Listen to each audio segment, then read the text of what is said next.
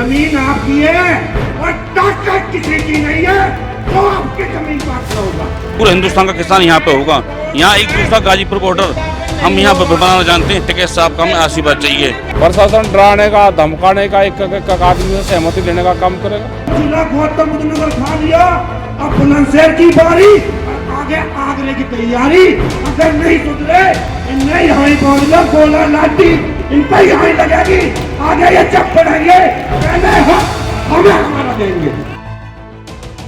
ये हुंकार, ये दहाड़ और ये किसान के हक की लड़ाई है। अभी तो ली अंगड़ाई है।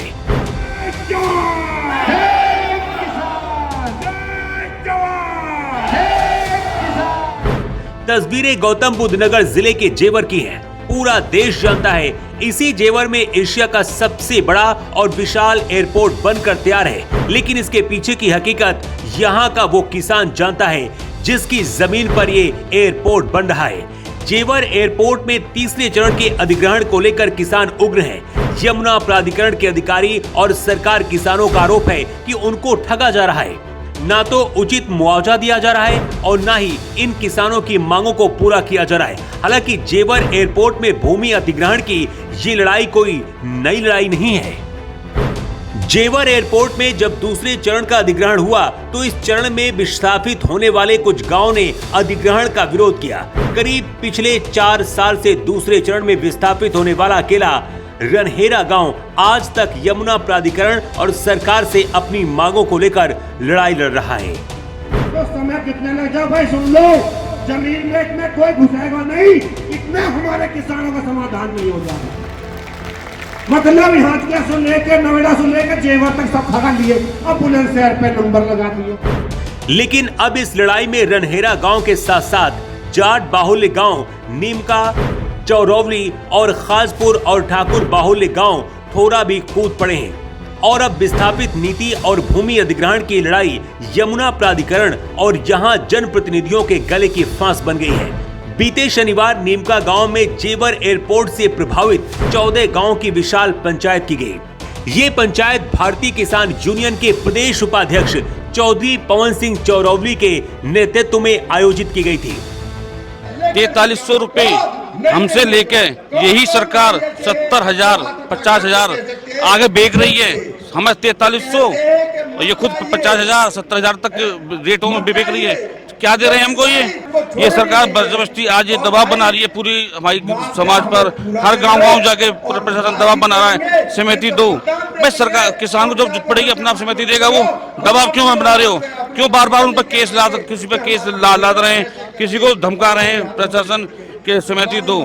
क्यों दें किसान समिति? क्यों दबाव रहे बनाई प्रशासन किसानों पे?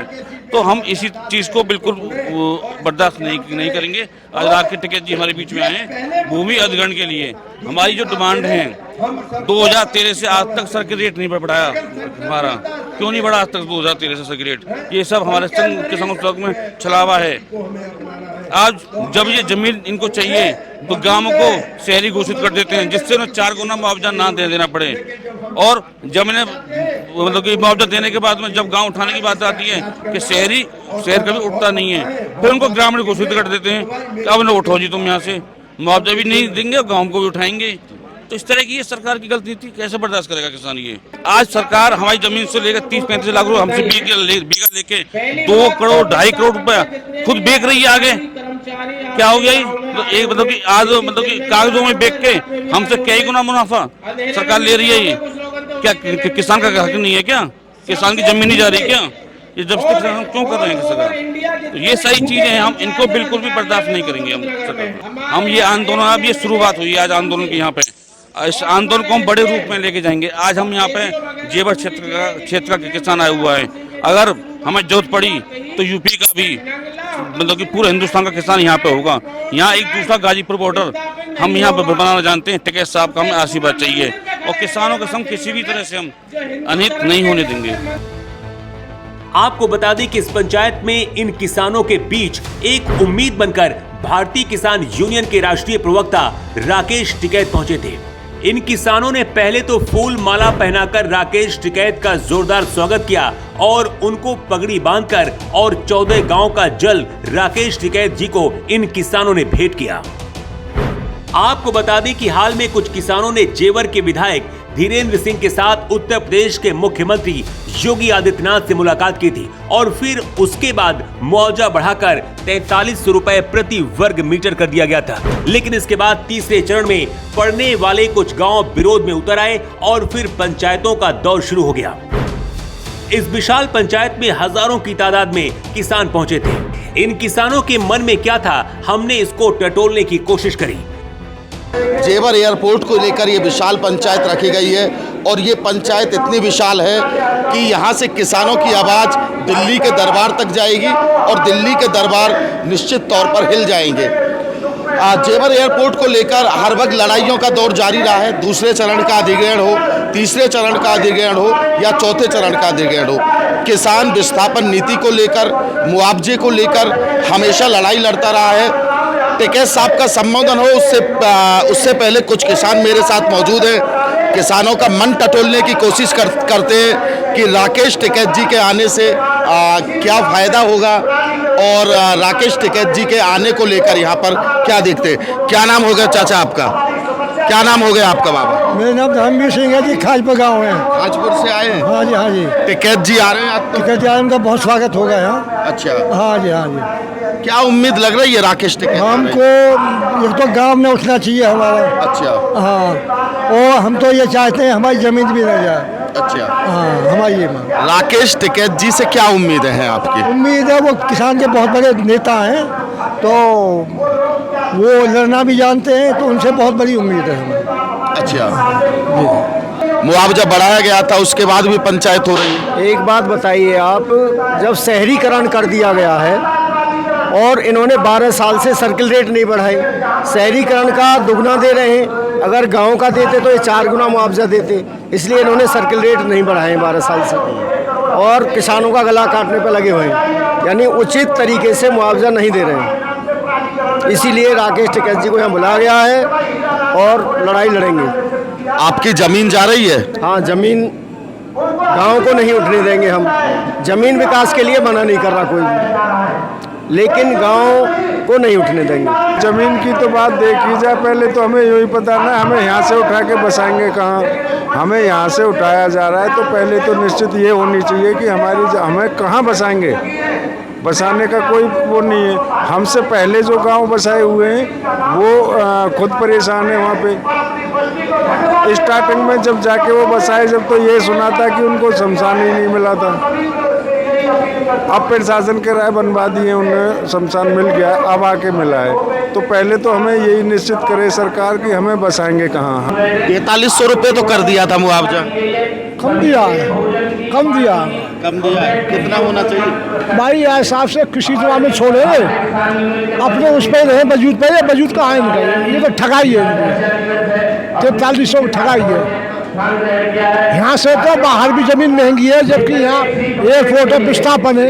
यहाँ से तो हर जगह जमीन महंगी मिल रही, कहीं भी नहीं, बहुत सस्ती जमीन है। फिर विस्थापन है काम का भी, तो यहाँ से नुकसान ज़्यादा और ज़्यादा क्या होगा। आज तो टिकैत जी आ रहे हैं, राकेश टिकैत आ रहे हैं आज तो। क्या उम्मीद है कि राकेश टिकैत के आने से सरकार झुकेगी, आपकी मांगे मानी जाएंगी? उम्मीद है, ना झुकेगी तो संगठन एकता फिर गुर्जा में विवाद बढ़ जाएगा ज़्यादा। विवाद बढ़ाएगी सरकार, या तो सुलह करके रेट बढ़ा दे, शांति से काम हो जाएगा, वरना विवाद बढ़ेगा इसमें। क्योंकि ये जाटों के गांव है, सरकार को मालूम भी है, झुकने वाले नहीं। अड़ गए तो अड़ गए, इस बात पर हटेंगे नहीं। अब आप भी बोल दो कुछ। हाँ बोलो, कितना चाहिए मुआवजा? मुआवजा 1 करोड़ तो कम से कम हो। सरकार दे देगी 1 करोड़? आपको लगता है टिकैत जी आ रहे हैं, सरकार मान जाएगी, 1 करोड़ दे देगी? क्यों ना देगी? जब हम अड़े देंगे, सहमति ना देंगे तो देगी सरकार, देगी 1 करोड़। लड़ाई तो पहले चरण से की जा रही है, लेकिन कुछ किसानों ने पहले चरण में भी सहमति दी थी, फिर धीरे धीरे सहमति पूरी हो गई। दूसरे चरण में भी ऐसा ही हुआ, लड़ाई लड़ी गई। अब तीसरे चरण में भी लोग सहमति दे रहे हैं। थोड़ा गांव में भी सहमति लगी है, खाजपुर में भी लग रही है, और नीमके में भी सहमति लगाई है कुछ लोगों ने। वो कौन लोग हैं? वो किसान नहीं है। थोड़ी बहुत तो लगती है, विरोध थोड़ा बहुत तो अलग चलता ही है, पर जाटों के गांव अब आए, पहले दूसरे तीसरे चरण में नहीं आए, तीसरे चरण में आए जाटों के गांव, तो अब लड़ाई लड़ी जाएगी। लड़ाई लड़ी जाए हाँ, जब तक मांगे पूरी ना होंगी। जाटों के आई कहाँ है गाँव अभी? 2 ही गाँव पड़ते हैं, नीम का खाजपुर। अब तक तो इन्हें वैसे गाँव के ले ली। विस्थापन की भी तो लड़ाई है। मान लो सरकार कह दे कि 1 करोड़ रुपए मुआवजा दे रहे हैं, फिर आप विस्थापन होने के लिए तैयार है? विस्थापन के लिए तैयार नहीं है जी। जमीन दे देंगे, विस्थापन नहीं देंगे। जमीन तो दे देंगे, सरकार का काम भी नहीं रुकेगा और विस्थापन नहीं होंगे। ये सरकार ये न समझे कि ये जाट नहीं मान जाएंगे और गांव को छोड़ेंगे नहीं। लड़ाई होगी, लड़ाई होगी, लठपाटी चलेंगे। अच्छा, हाँ जी। सरकार से लड़ाई कर पाएंगे? सरकार से? हाँ, सरकार से क्यों ना कर पाएंगे, मर जाएंगे पर क्या नाम है, मुआवजा बढ़वा लेंगे। ऐसा नहीं है पहले दूसरे तरह की तरह ना बढ़ पा पाए। याचना नहीं अब रण होगा, संघर्ष महाभीषण होगा, ऐसा ही है? हाँ बिल्कुल होगा। मुआवजा नहीं करेगा। हाँ, जब तक जाट हाँ कर दे तो हाँ और जाए कर दे तो ना। अड़ गया तो अड़ गया, अड़ गया भट्टा पारसौल की तरह। भट्टा पारसौल कांड तो बहुत बड़ा कांड था ना। यहाँ भी बनने में देर नहीं लगेगा, सरकार नहीं मानेगी तो। जब नहीं मानेगी बात हमारी, जी आ रहे हैं, हाँ मानी जाएगी। हाँ, तो मान जाएगी तो फिर हम तैयार है 1 करोड़ में। अच्छा, हाँ खूब तैयार है। आज लगवा लो 1 करोड़ में, दो तो सही बात। 1 करोड़ चाहिए ही चाहिए। हाँ चाहिए 1 करोड़, इससे नीचे क्या चाहिए। ना तो ये किसान बढ़े हुए मुआवजे से खुश थे और ना वो गांव के विस्थापन से खुश थे। इस पंचायत में पुलिस और प्रशासन के तमाम अधिकारी मौजूद रहे। इनमें यमुना प्राधिकरण के OSD Shailendra Kumar Singh, ADM Bachchu Singh, SDM Abhay Singh और दुर्गेश सिंह, डीएसपी मनीष मिश्र, एसीपी सार्थिक सिंगर और जेवर के कोतवाल संजय सिंह मौजूद थे। करीब 15 मिनट तक इन अधिकारियों से पवन चौरौली और कुछ किसानों के साथ राकेश टिकैत बातचीत करते रहे और उसके बाद किसानों की मांगों को लेकर 9 सूत्रीय ज्ञापन इन अधिकारियों को सौंपा। इस बीच राकेश टिकैत ने किसानों को संबोधित करते हुए मंच पर मौजूद यमुना प्राधिकरण के अधिकारियों को अल्टीमेटम दिया और इन किसानों के साथ कंधे से कंधा मिलाकर इस लड़ाई को लड़ने का वादा किया। राकेश टिकैत ने अपने संबोधन में जेवर के कद्दावर किसान नेता महेंद्र सिंह चौरौली का कई बार जिक्र किया, तो वहीं पवन चौरौली की पीठ थपथपाते हुए तारीफ की। इस बीच हमने राकेश टिकैत और यमुना प्राधिकरण के एडीएम बच्चू सिंह से भी बातें की। उन्होंने क्या कहा आप भी सुनिए। हमारे साथ एडीएमएलए बच्चू सिंह जी मौजूद हैं। सर, बातचीत हुई है, 9 सूत्री ज्ञापन किसानों ने दिया है। नीम का गांव में पंचायत है, लगातार किसान 2 साल से पंचायत भी कर रहे हैं। आखिर कहां दिक्कत आ रही है? क्यों किसानों की कुछ मांगे हैं जो मानी नहीं जा रही है?